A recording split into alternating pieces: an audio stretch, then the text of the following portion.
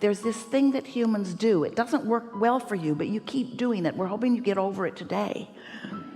And that's where you want others to get you. Well, sometimes they're just not going to get you because they're on a different vibrational wavelength. You can't get sick enough to help sick people get well, or poor enough to help poor people be prosperous. You can't become confused enough to give somebody clarity.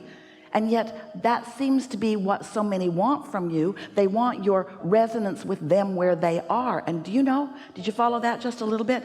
Do you know what your inner being does and doesn't do? Your inner being never lowers its vibrational frequency so that you can find resonance. Your inner being always stays right where it is, in love and knowing, which gives you the opportunity to allow your vibration to rise to meet it. Your mother,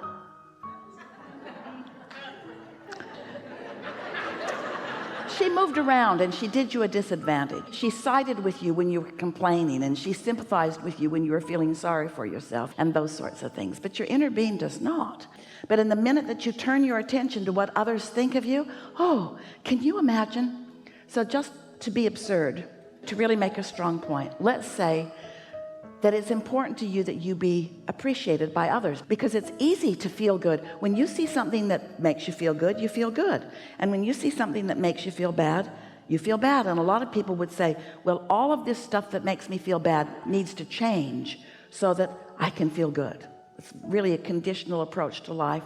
It's ridiculous and it's impossible. It's like putting out an advertisement that reaches everyone on the internet that says, here's my picture, and here's what I need from you should we meet. So scan the crowds as you move through life, and if you see me, here's my list. Carry it with you. Or you could just tune to your inner being.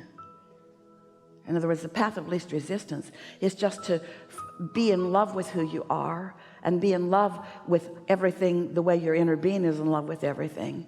And then you lose your sensitivity to what others think, because there is a higher priority to you, and that's you're tuning to the whole of who you are.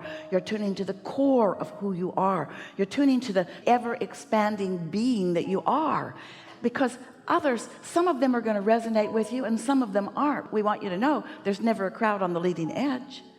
But when you get tuned in, tapped in, turned on, there's a high probability that those who are around, who all want some of that, will begin to find that resonance, especially if you are experiencing the awesome power of non-resistant thought.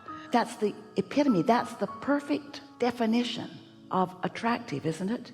To be so tuned in that you're in your full power and clarity, and then those who are up to speed with you to some degree, they'll come right along with you, and those who aren't ready for you won't come. But what are you going to do about it? What are you going to do about that?